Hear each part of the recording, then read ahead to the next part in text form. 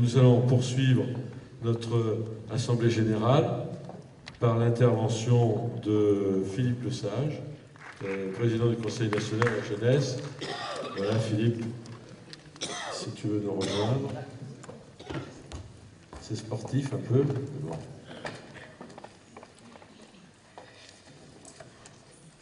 Bien, alors, chers amis, je pense que vous avez tous laissé de côté vos best-sellers pour lire le rapport du Conseil national de la jeunesse, que vous en êtes fait un livre de chevet.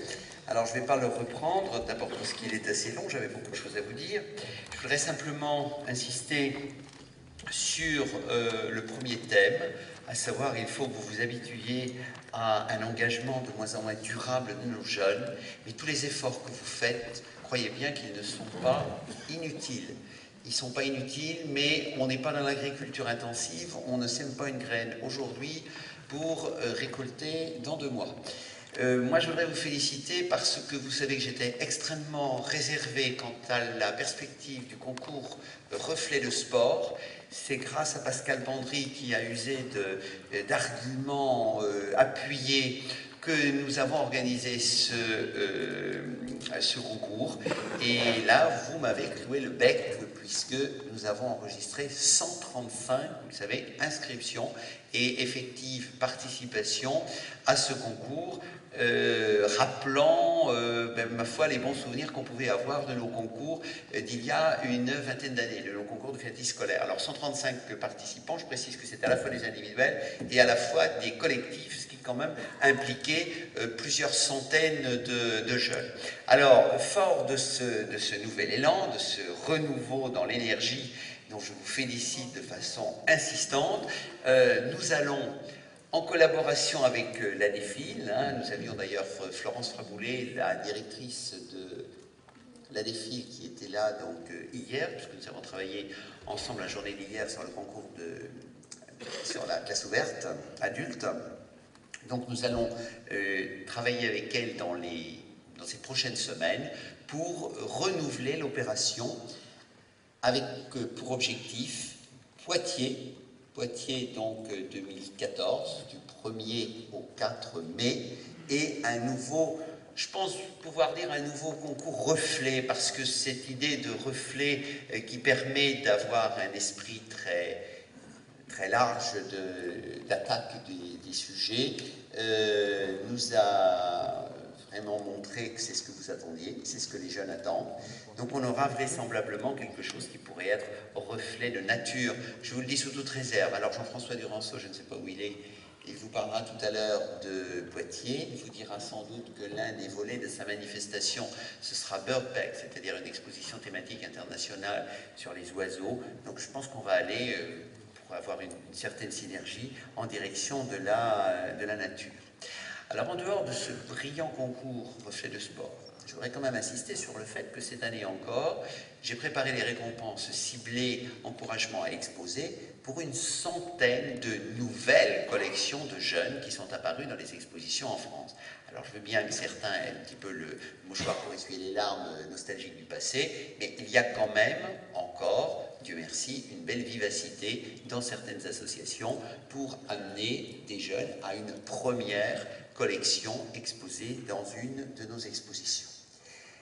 Je ne voudrais pas non plus rester uniquement sur le support papier pour féliciter l'équipe de Belfort. Alors je sais, on ne voit rien du tout, excusez-moi de là où je me trouve, mais je sais que Denis Boudot et Claude Gillet sont là.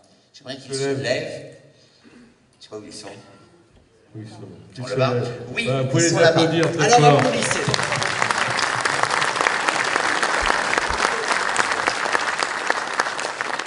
Nous voulions pour la jeunesse une exposition qui serait, j'allais dire, avec de nouvelles composantes, une nouvelle approche, une certaine modernité, des nouvelles technologies, une disposition en alvéole d'animation. Nous leur avions un peu lancé ce défi. C'est vrai que c'était un petit peu quand, avec Robert Cloy, on était allé à la fois à Évian, ville candidate, et à Belfort, donc ville candidate. On avait senti cette énergie, vous ne nous avez pas déçus, au contraire, vous nous avez apporté de belles surprises, encore merci.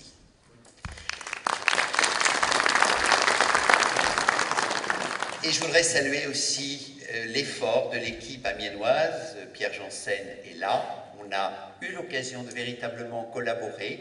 Je vois que Sophie est à ses côtés. Bertrand Lecourtois, je pense qu'il doit être au charbon de l'autre côté. Nous avons voulu effectivement que Amiens puisse avoir un accueil vraiment bien ciblé pour les jeunes. Nous avons accueilli 7 classes vendredi, c'est-à-dire environ 200 jeunes, et je pense que pour une manifestation comme Amiens, c'était tout à fait honorable, et je pense que vos efforts et vos initiatives ont été bien récompensés par cette présence. Je suis à votre disposition pour toute question concernant la jeunesse. Dominique Cardier, là je parle au nom de l'AFCOS, qui a été partenaire de Belfort. Oui. On n'a jamais eu de retour sur ça, on a fourni tous les documents qu'il fallait. Tu parles de 110 personnes qui ont participé. Est-ce qu'il serait possible que l'AFCOS et les autres participants, comme les Maximafil, etc., aient peut-être un retour de fichier pour qu'on puisse continuer à contacter ces jeunes? Voilà, c'est tout. Alors, c'est 135. 135. C'est 135, 97 individuels et 45 collectifs. Nous, aujourd'hui, on n'a rien, donc on ne peut pas faire de démarche vers ces jeunes pour pouvoir promouvoir la philatélie à travers le sport. Voilà. Alors, ils ont eu les références de toutes les associations partenaires. Voilà, on parlait en début de réunion qu'il y avait eu différents concours où les gens avaient jeté les bulletins et qu'on ne pouvait pas faire de retour vers eux. Maintenant, on voudrait que ceux de la fédération puissent avoir un retour et puis pouvoir faire quelque chose. Très bien, on peut effectivement renouveler dans l'autre sens, parce qu'auprès de ces jeunes, effectivement, il y avait eu communication. Alors là, je voudrais au passage, et je vais faire en sorte de ne pas en oublier, remercier alors l'AFCOS, les Maximafil, Ascoflam, ACEMA, AFPT, voilà. Les 5 associations qui ont accepté justement de servir de... Alain Plutôt, délégué jeunesse et départemental du 92. Je lis que tu as besoin des animateurs. Penses-tu de faire une formation en direction des jeunes? Il y en a de proposés régulièrement. C'est aux régions d'en effectuer la demande. La dernière, je l'ai animée à Libourne au mois de février. Il suffit de prendre une date dans une région, et si je peux vous apporter quelque chose dans la mesure de mes compétences, je le ferai volontiers. Il n'y a pas de problème, mais il faut que la demande vienne des régions.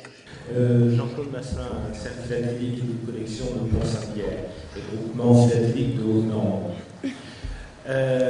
J'ai été, et je présume que dans d'autres régions c'est la même chose, on m'a demandé au niveau des établissements scolaires, en fonction du changement des horaires pour l'année prochaine, pour ceux qui sont encore parents, ça leur parle, c'est-à-dire, d'animer éventuellement des activités parascolaires. Je suis un petit peu embêté en sachant que n'est-ce pas cette activité qui serait en contrariété avec avant il y avait des postes d'éducation nationale qui étaient réservés à ces activités. Alors j'aurais voulu savoir si d'abord au niveau de la fédération, est-ce qu'on aurait des livrets qui pourraient nous permettre éventuellement d'animer ces activités autre que fil de tableau, parce que c'est déjà un outil intéressant. Très intéressant, oui. Et puis ce que je veux dire, est-ce qu'on ne va pas se substituer, si on rentre dans les établissements scolaires, évidemment c'est toujours bon, à certaines personnes qui étaient justement payées et qui nous pourraient faire le chômage parce que... Oh là là, alors là je ne vois pas très bien les personnes payées. En général, nous on ne fonctionne pas de façon rémunérée. Non, mais je crois, je vais essayer de répondre de façon synthétique et rapide. Je pense qu'effectivement, il y aura vraisemblablement dans un certain nombre d'établissements une ouverture à des intervenants extérieurs. Des intervenants extérieurs, il y en a actuellement dans le domaine du sport, dans le domaine de la musique, dans le domaine des arts plastiques, dans un certain nombre de domaines comme cela. Je pense qu'effectivement, c'est une bonne opportunité pour la philatélie. Ensuite, se pose le problème du contenu. Le contenu, effectivement, bon, il y a toute la littérature philatélique, il y a les contenus aussi de tous nos séminaires qu'on peut organiser dans les régions, et j'en ai organisé un certain nombre à l'occasion des philatéliques jeunesse de Haute-Normandie. C'est vrai que c'est toujours bon à réutiliser tous les supports sur lesquels on a pu travailler. Il y a le site Philotableau, qui est le site de l'Aléphile, et c'est un site qui est extrêmement pertinent. très très pertinent. On peut faire quantité de choses. Vous savez, ne soyez pas trop ambitieux, ne cherchez pas à en donner trop aux jeunes. Il vaut mieux les laisser bien digérer et ça sera tout aussi efficace pour qu'ils se passionnent. Et le troisième aspect se pose le problème de l'agrément.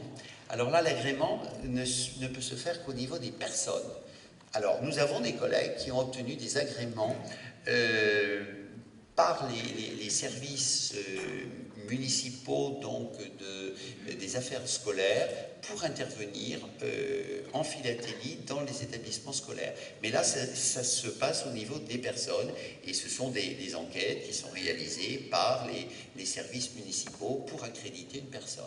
Mais merci, M. Massé, d'avoir aborder le problème, parce que c'est effectivement une opportunité qui, je pense, pourrait nous aider à recontacter un certain nombre d'enfants à travers ces interventions qui devraient se mettre en place à la faveur de la modification des horaires scolaires.